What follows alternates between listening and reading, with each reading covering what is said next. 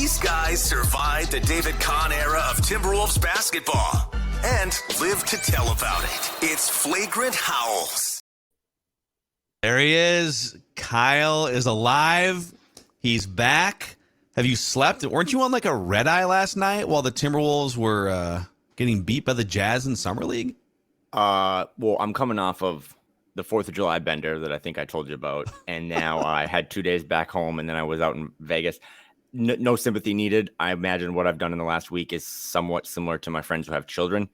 But since last Thursday, I have probably slept 10 hours, averaging about 2 a night. Became a YouTube star over the weekend, trying to upload and download videos from hotel Wi-Fi. As you know, Phil, Vegas dinner starts at 11 p.m., so that's always fun. Do they just hand out like Summer League polos to everyone in sight? Is that dude? Someone actually did, or someone did you actually buy did give that? me this. Did you no, buy someone that? actually gave me this. Big networking opportunity. So I befriended someone who knew of someone I knew, and they're like, "Yeah, here's some free merch." I was like, "That sounds great." Wow! If you don't come away with some Summer League merch, I mean, what are you even doing down there? I would wear a polo that basically supports anyone. I'm a big polo guy, especially golfing. So free polos was like probably the number one thing that happened to me this week. Well, number 2, because I have a good story for you.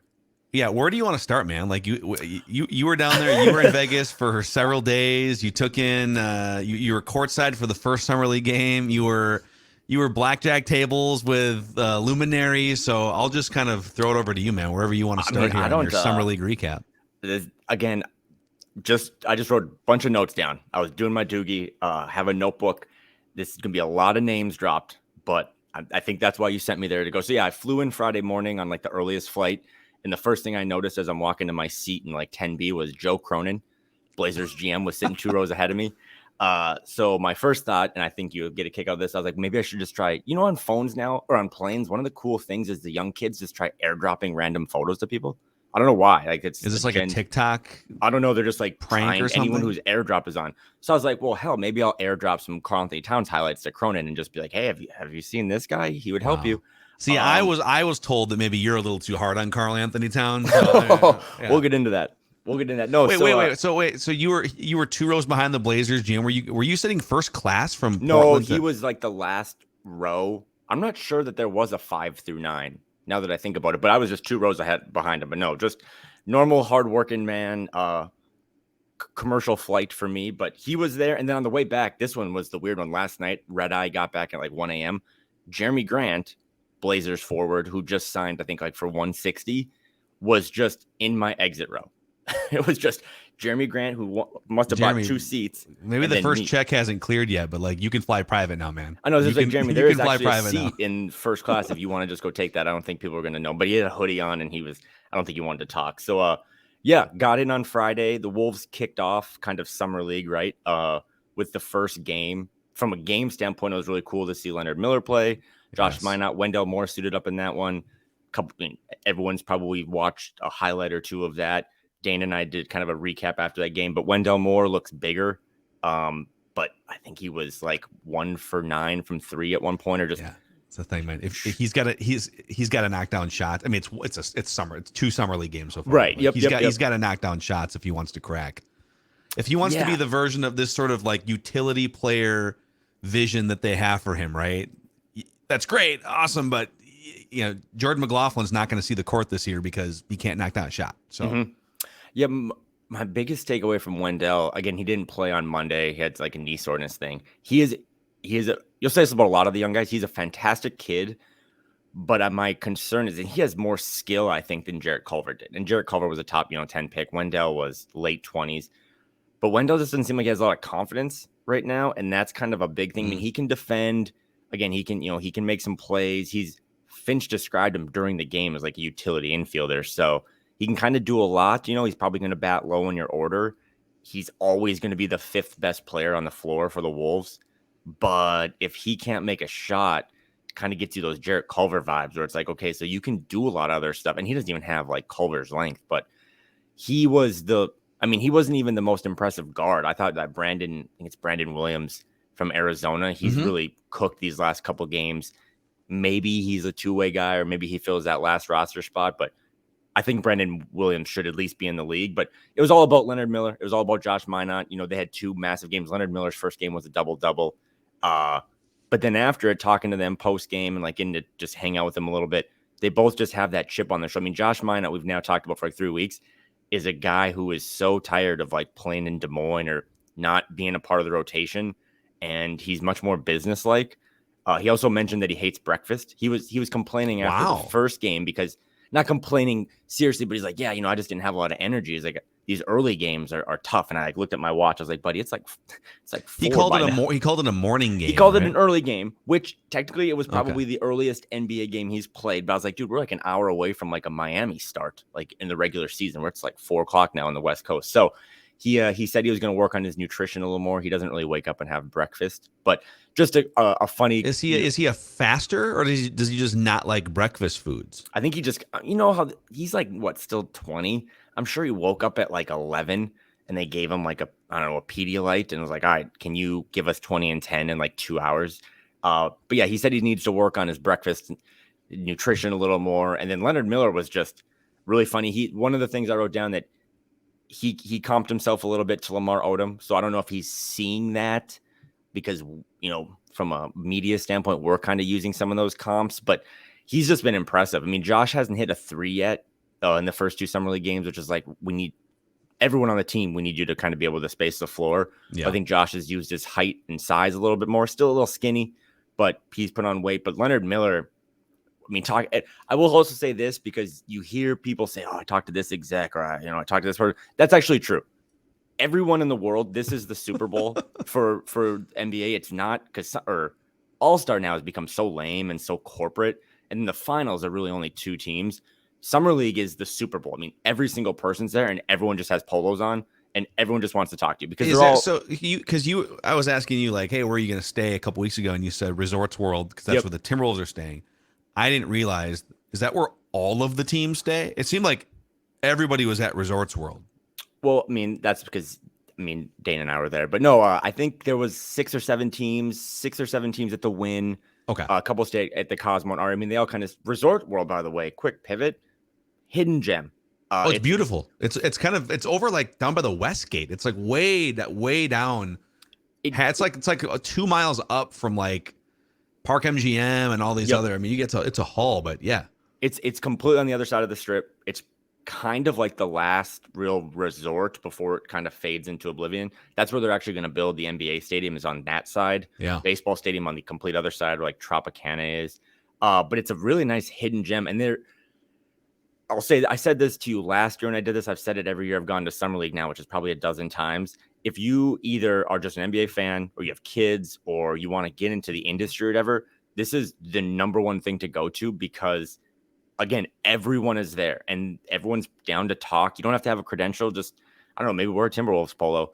But they're like, oh, who do you work for? What do you do? Did you wear your Summer League polo the whole time? No. I was as older just beat love reporters, the Summer League. Yes, handing out Summer League brochures to people, rolling over in their grave. I was in a backwards hat, surprise, and like shorts and some Jordans. I took it pretty casual, but as most do. I mean, this is, again, it's a networking opportunity, but it's, people love to talk. So when you hear these execs and stuff, like, oh, I talked to this exec. I talked to execs, and they're just wow. Basically, they're nerds who are like, yeah, I'll give you some stuff. And their takeaway, everyone you talk to, especially on Friday and Saturday, was that Leonard Miller is like, that was a mistake. Like, how did he like? And you watch him play I've watched the 2 Summer League games, and yeah, I mean, I obviously there's a reason why he wasn't like a top 6 pick or something, but dude, he's gonna get to like 225, 30 pounds in 2 or 3 years. Mm-hmm. He can run the floor. Mm-hmm. He blocked that 3-pointer in the first game, grabs the rebound, so cool, and then just like takes 4 steps from half court and dunks it.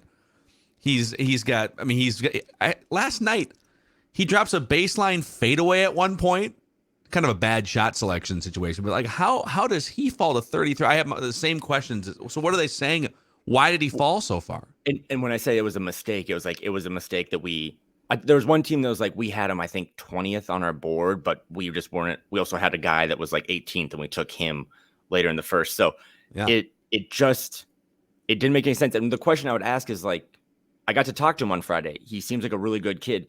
In media scrums, which is where the guys, all the media people stand around the player. For those who don't know, when you're done with a media scrum, Leonard Miller loves to shake your hand. So he shakes everyone's hand, which is kind of out of the ordinary. He doesn't really totally get media, but He'll stop doing that in about 2 years, I'm guessing. Once once he starts listening to this and we criticize him. Oh yeah, I was just like, "What's up? Did you have a red flag?" I know you probably can't share everything, but like, was there a health thing or a personality thing? And they're like, "Nope, super clean report card. This one guy was like, this happens, right? He's like, everyone now wants to reference the Jokic thing, which Jokic probably had red flags, but he's like, sometimes guys just fall. And sometimes you make promises during the combine or stuff, and you're kind of locked in with that player's agent. And it's like, oh, shoot, like now we got to go take John Doe, but we really like Leonard Miller, but we've already kind of made that agreement. So Leonard Miller was a star on Friday. I thought he was kind of a star again last night. He has a lot to work on for sure, but Finchie really likes him. The organization is really high on him, and he's going to serve, I think, a really important role on this team. I don't know if it's going to be in the first 40 games of this season, but he's just too good and has too much energy. I mean, he really is like that Vando for them with maybe a potential to have an outside game. So yeah, I would be shocked if he's not at some point spot start, guy gets injured, if he's not like somehow in the 9-10 man rotation this season. What's the, just kind of zooming out beyond the summer league games, I have a question that I'll just shut up and let you get back to emptying your notebook. What was the general vibe, not from like internally, because I know like Chris Finch was on Dame Moore's podcast. Did you talk to enough people with other teams or media members from outside the Wolves sphere to get a feeling of how does the league perceive where the Timberwolves are at right now? Yeah, and it was cool because it made me feel smart. Their internal league view on the Wolves is that just like we overrate some of these picks. And I don't mean the players, but like just the picks. Like it is cool that the Thunder have 25 firsts in the next 7 years. But as one guy was like, they have 15 roster spots. So it's great to do some of that stuff, but it's also like, if you have a bunch of chips and you never actually use them to try to win a big hand, what's the point of the chips, you know? And they still will make a joke here and there. It's not all pro, right? They're like, oh, that Gobert trade, but they've come around on that this is a really, really deep, talented roster, one that still doesn't seem like all the pieces fit. And that's one person who, this is not breaking news, everyone in the local media said this, but they're like 100% chance within the next 12 months they move Nas, Karl, or Rudy, just because they get the CBA a little more, they understand it, and they also see in Vegas, like, why would you need all three of those guys taking up, over 50% of your cap or whatever, when like Leonard Miller can just give you some of that stuff, right? Or Josh Minott can give you some of that stuff. But yeah, I would say if you wanted to stock up, stock down, this is probably they're way more bullish on the Wolves, I think, now this year than they were last year. And that's weird because the Wolves were kind of the star of Vegas last year, 4 or 5 days away from making the Gobert trade. And of course, I mean, Anthony Edwards being down there, that's the big one, and doing the media rounds. And then, the Wolves just absolutely bravo to the Wolves for just hammering the marketing budget the last week.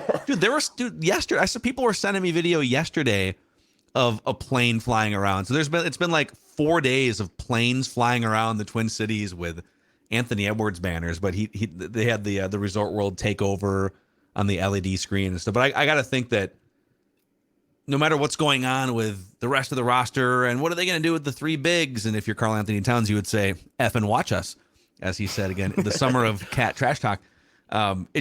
Everything just feels like it'll figure itself out over the next 3 to 5 years if Anthony Edwards continues on the path that he's on, right? Like that's another question I have is how does the league and the buzz around Summer League feel about Anthony Edwards' place in the NBA right now? The best way I can put it, especially like just the buzz around him, he continues to just get bigger, and he's found now his niche, and that is cutoff hoodies. Because he's got big arms, so he just wears cutoff hoodies. That's your niche too, I've seen. Yeah, but it was $110 in the desert, so he must have not had to stand in the Uber line like I did. But I would say there's as many Anthony Edwards jerseys at Thomas and Mack and at Cox Pavilion as there was any other player. So when you start to say things, I mean, you and I do it all the time, that he's going to be one of the faces of the league or the face of the league. I think sometimes people push back because they're like, well, but it's Minnesota. I don't think that matters when it comes to face of the league stuff. I mean, dude, Tim Duncan was a face of the league in San Antonio. I mean, and winning helps, right? Like, I don't think you can be the face of the league if you're 25 and 57, but just people really love that kid, love the energy everywhere he goes. Yeah, and shout out to the Wolves again. Like they kind of went out of their way to make it a big weekend for him.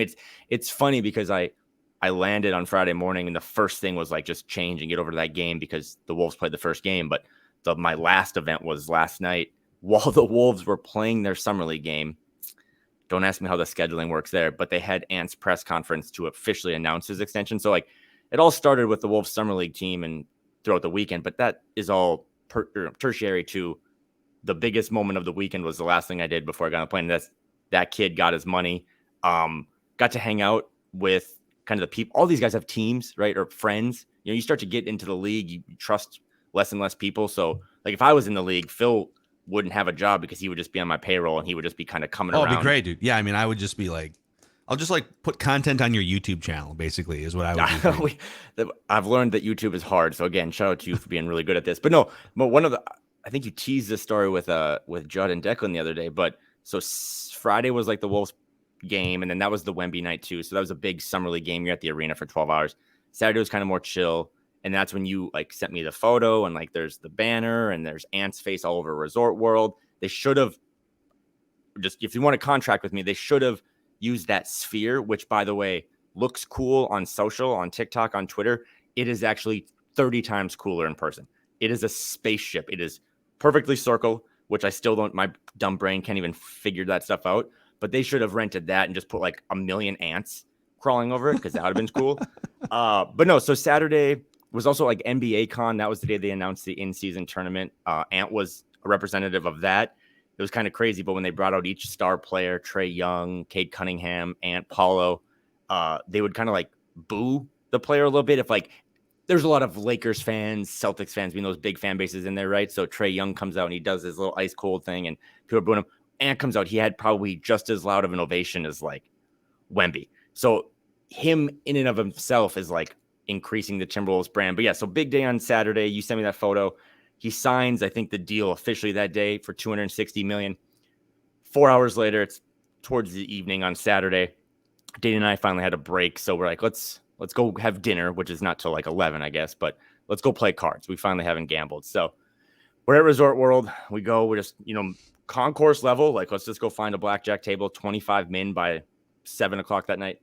And Dane's like, oh, I know that guy. I got to go introduce you to. So wait, were you guys playing the 25 min blackjack tables?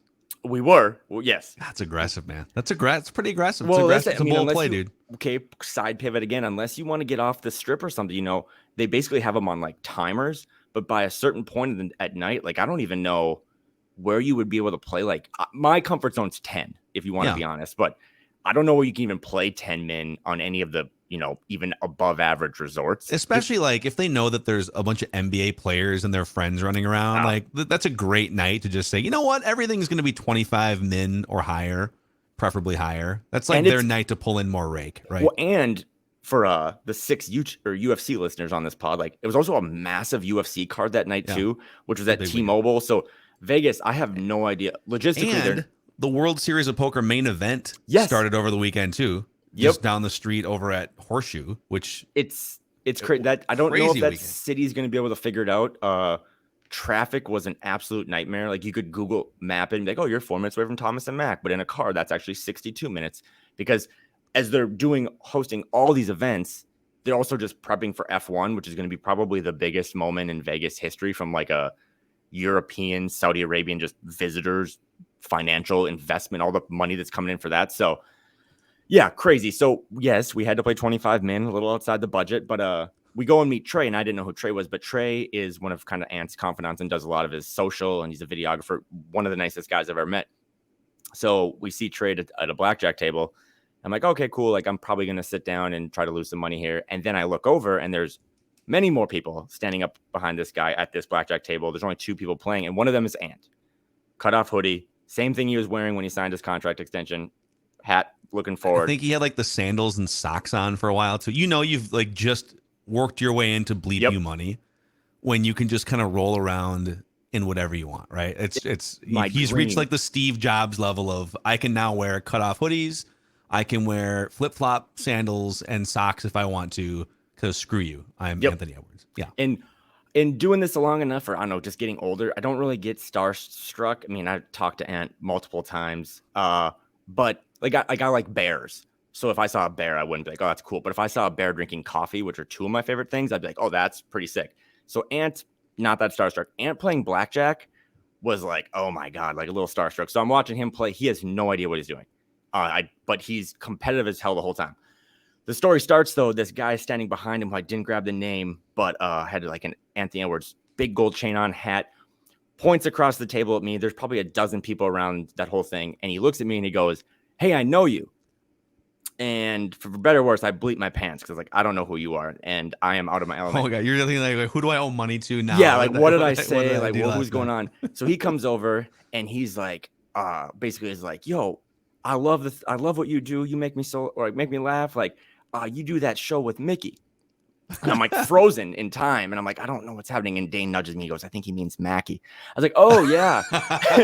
And he goes, yeah, you guys make me laugh all the time. The algorithm, he's like, that always pops up and stuff. And then he was like, I appreciate how, because it's all Ant's team at this point. It's just me, Dane, and all of Ant's friends.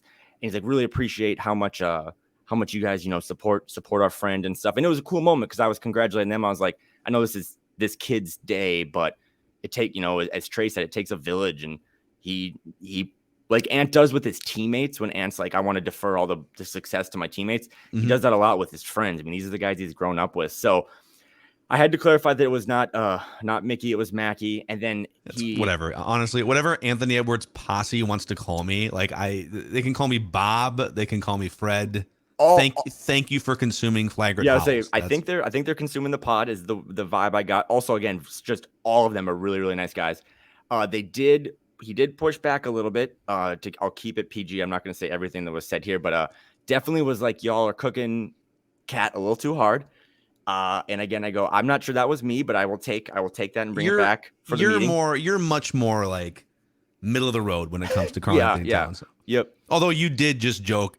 Let it be known that 20 minutes ago when we started the episode, I wasn't the one that was trying to airdrop Cat trade ideas to the Blazers GM on a plane. Okay. I was just trying to make a connection. So hater. They were big fans of that. So yes, I'm at this blackjack table. I've met all Vance friends. Some of them are listening to the pod.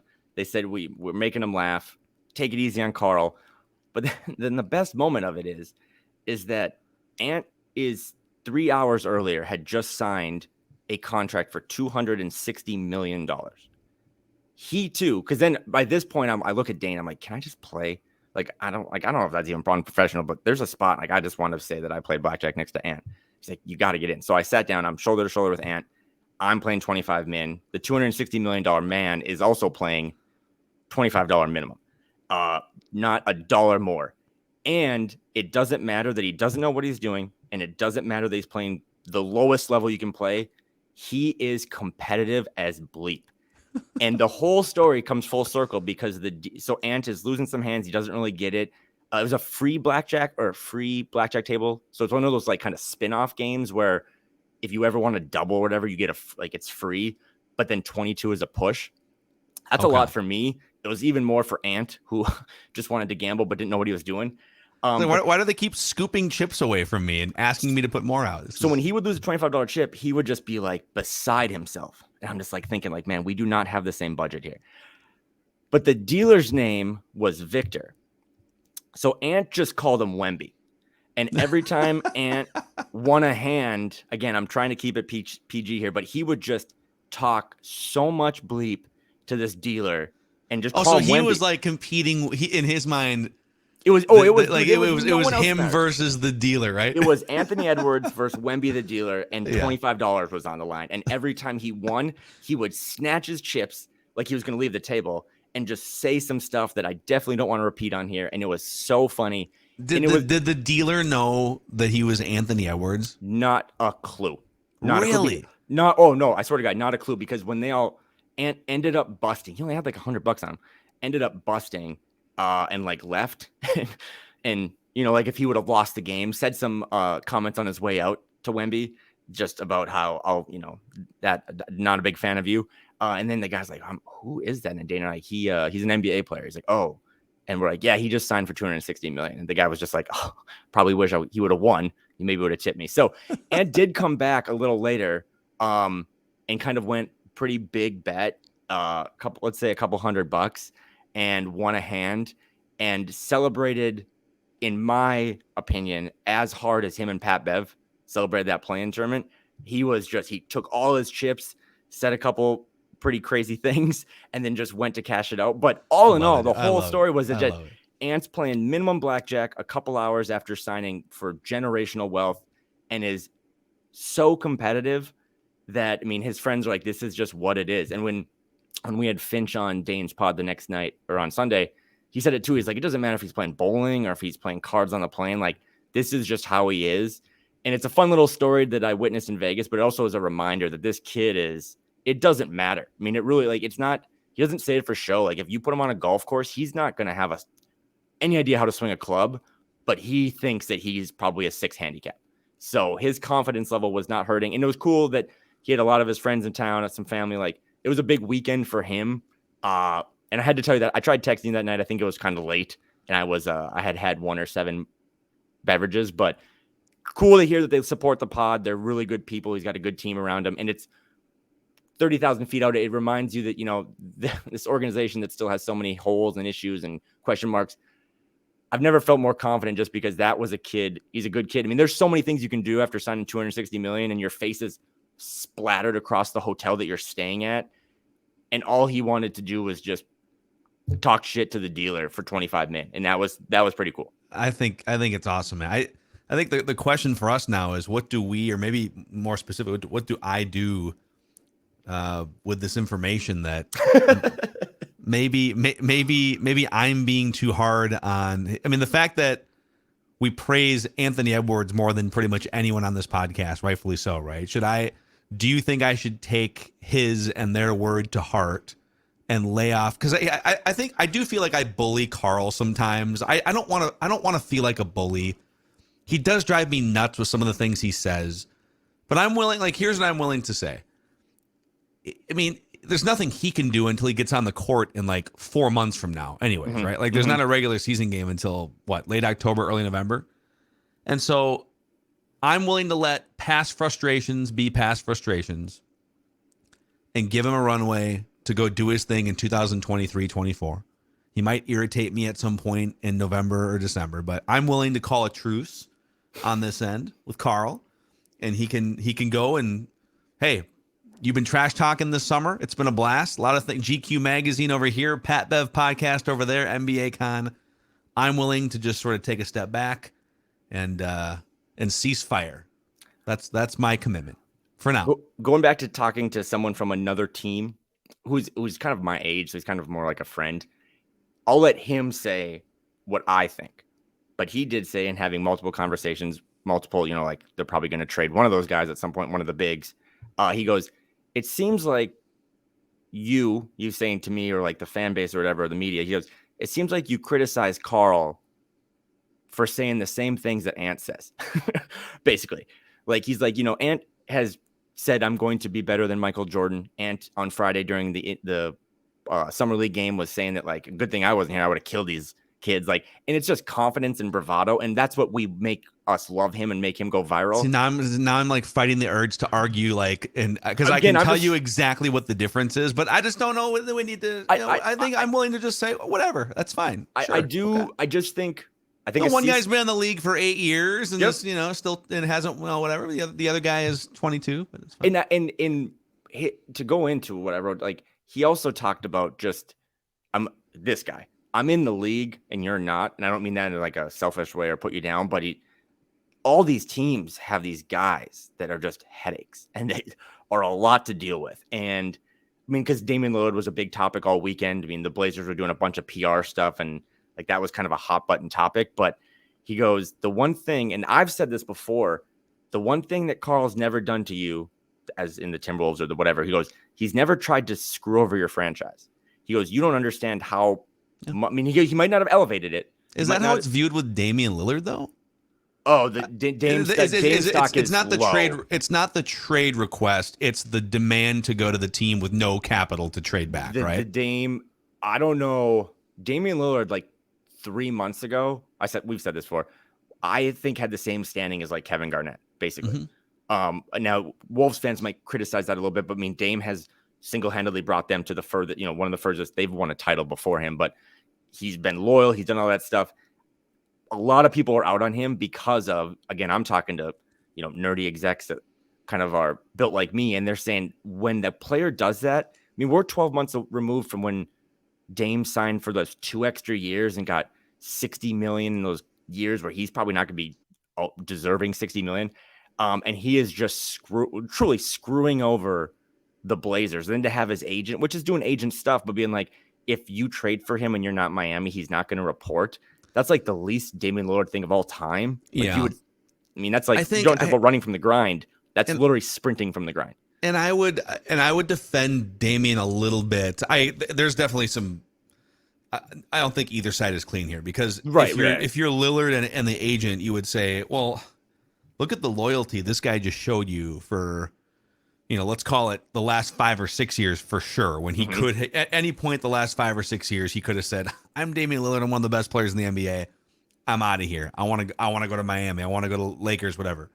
And he has stayed here hoping and expecting that the front office and ownership group would put competent teammates around him so that they could go and make a run, right? And so, like, if you're Damian, you could argue, hey, man, like, I stuck it out for 5 or 6 years when I could have before injuries and in my prime.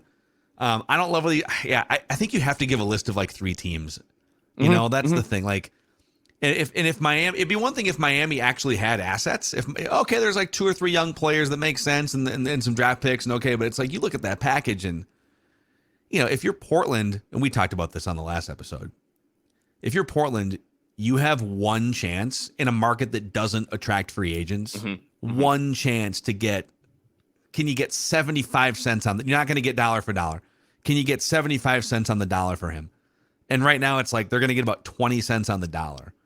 So I see it from both sides. I see why if you're Damian Lillard and the agent too, you're looking at your own timeline saying we might have 2 years of peak play left. Even if we get some, if we get our hands dirty here, like we have to do what we have to do to get, like, Miami can win a championship. That's what they believe, I'm sure.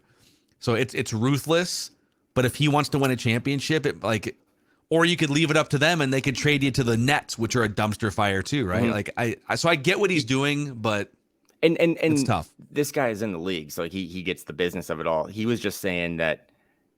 And I thought maybe I coined this, but maybe I must have stole it from someone. He goes, we're just getting closer and closer from empowerment to entitlement. And it's great for these guys to be like, hey, I want out. And I'll go to one of these 4 teams. But when you start doing, I'm only going there. And then you have your agent, which again, agents are the greasiest, sleaziest people in the world. But that's the job. That's part of the description. Telling other teams, like, don't trade for our guy. I mean, I don't know. Then you're starting to really screw over your franchise. Which, I mean, the Blazers were pretty, talked about well this weekend because Shaedon Sharpe looks so good. Scoot looks so good. But it's just a messy situation all around. And was made me thankful that, again, going back to how is Timberwolves stock looked at around the league. Not a perfect roster, but at least they're like, you know what? You might have to make a blockbuster trade in 12 months. But from people we talk to that are working for your team, like, it seems like it's pretty good. Like, it's a normal organization. And that's banner worthy in and of itself because the Timberwolves are thought of as a normal organization. So congratulations. Yeah. Amazing, man. What else do you have? Yeah, we got like 5 minutes left here to empty the bag. The blackjack story I didn't think was going to be, I originally thought playing craps with Jalen Clark was going to be the best. Woke up Saturday morning, hurting pretty bad, Advil, sunglasses, went and played a little craps. Jalen Clark was at a craps table. He is going to be, as much as we talk about Josh or Leonard Miller, he's not going to play this season, even though he thinks he has a chance because he said that they got to kick him out of the gym. He kind of told me that I don't know if this has been reported. I think it has, but that his 2-way is actually for 2 years. So he had signed a 2-way deal. It's for 2 years. I think then after that, he becomes a restricted free agent. So what does that mean? That's a great deal for the Wolves is all I'm trying to say. He's a really, really smart kid. And I think once he gets cleared to start playing, he's going to be a really good interview. He's really smart. We talked about like the Apple headset and stuff. And he was like, I wonder when they're going to be able to just put that in a contact lens. And like, I was like, I almost just puked on the table. Like, it is way too early to talk about that stuff, but he's really smart. So I'm excited to hear more from Jalen Clark. In-season tournament was announced. I heard you and Judd talk about it. I don't know why they didn't just do the divisions. I thought the pool or the groups was kind of weird. Like, why not just do your division, have some sort of normalcy? But I'm kind of in on the in-season tournament. I love it. Well, Kind think of in about on this. it. What do they have to lose? Because it's They're trying to make November and December, the pre-Christmas regular Yep. season period, more fun. Yep. And right now, it's such an afterthought, and it's overshadowed entirely by the NFL. It's just like it's like a solar eclipse of NFL, and then the NBA is just fighting for. So if it doesn't work, you just scrap it in 2 or 3 years, and you just go back. I've even argued that they should just start the season on Christmas, Yeah. and then run it through just like they did one of the pandemic years. They kind of started the season later, and then they ran the NBA Finals later. So I love it too, and we did bring up on. Well, I guess on Flagrant Howls, which is now expanded earlier this love week. that. Love Judd that. Zolgad slinging cat hate for people to clown on. But if the Wolves can get to the semifinals and or championship game in Vegas, it runs up into the same weekend as the Vikings playing in Vegas, which could be a really fun, long sports weekend. We just need the Wolves take care of business. Can you imagine? In the That'd group be stage, so much fun. Win your quarterfinal game.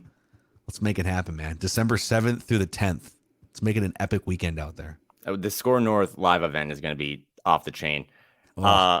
I also discovered a new favorite drink. Thanks to someone you probably heard of him, Tom Thibodeau.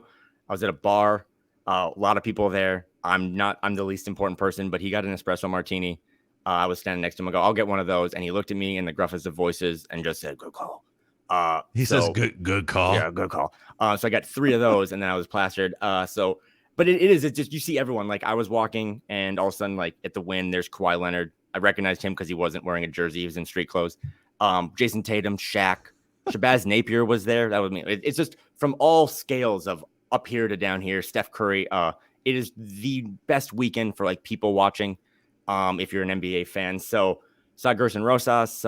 Everyone from the Wolves was there, except for I think maybe Jaden, who's over in Europe just vacationing. So really good a really good weekend. I think that's kind of. Oh, I will say too, and the ant thing last night. I took a picture of this because it just. I mean, by that time my brain cells were cooked. I hadn't had a fruit or a vegetable in like 72 hours, but I got a photo that I posted on Twitter that right before Ant went on stage to get his contract, talk to Grady, talk to Tim, talk to Finch. Glenn looked him in the eyes.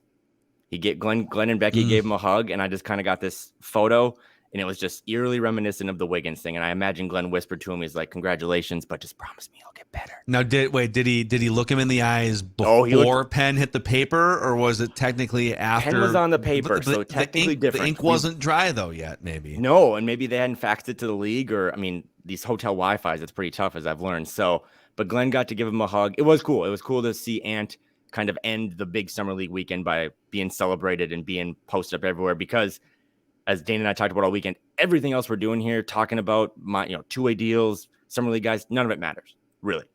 It's how far can this kid who's 21 now and is set up for generational wealth and all his friends are taken care of, how far can he take this franchise? It remains to be seen. Amazing, man. That's probably, by the way, the last max contract Glenn Taylor will oversee as majority owner of the Timberwolves, right? Unless Jaden McDaniels comes out of the woodworks. That's another thing too. Here. Is just I don't really think anyone needs to worry about it. In a sense, it'd be great to clean it up now. I see there's no way that Jaden has any contract stuff. Just he can play it out, wait, put pressure on them, make them kind of like Nas kind of did in a sense. So I don't think I really do think, other than a couple games this week, barring a big trade, and Finchy kind of hinted at the other day, just joking about how the league doesn't seem done when he was talking to Dane. I think the Wolves are probably going to go into a hiatus here for the next couple months. I know we have a herd out, so maybe I'll do it next week, but I need like 7 to 10 minutes maybe next week on hotel keys being required to get in an elevator to go to your room. Keep that near the top of the show notes for next week. I think you and I will probably reconvene on like Monday to sort of recap Summer League and clean up some extra stuff. So yeah, because I have takes on this too. And I was in Vegas 2 weekends ago, and I have I don't know if you're gonna. Well, I'll save it. I'll queue it up, but then we need to get into it because it's probably the most important note on my thing. My phone was dead; it was charging. Dane was doing a K-fan hit in the room. I left my key in the room.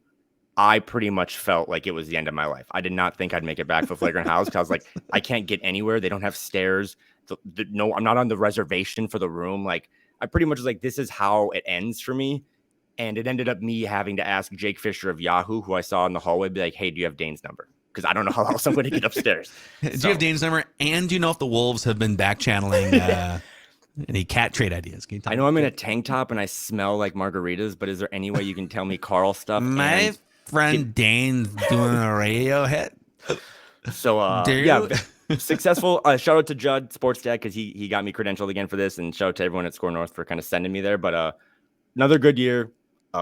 Big moments for the young guys. Big moment for Ant. All the players there to support. And hanging out with Finchy a little bit on and off mic. Just continue to be pretty pro Finch. So Finchy, man. Great work, Kyle. Just awesome stuff.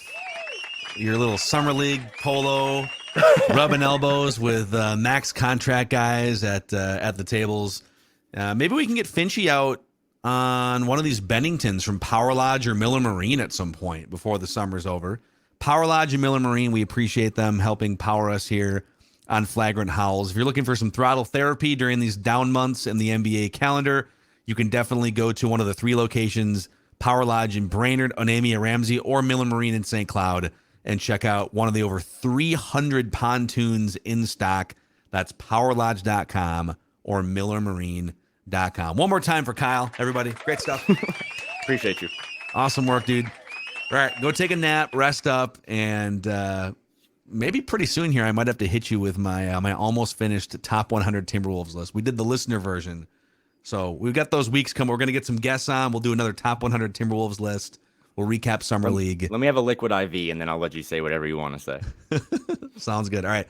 Your favorite Timberwolves lifestyle podcast here, Flagrant Howls on Score North.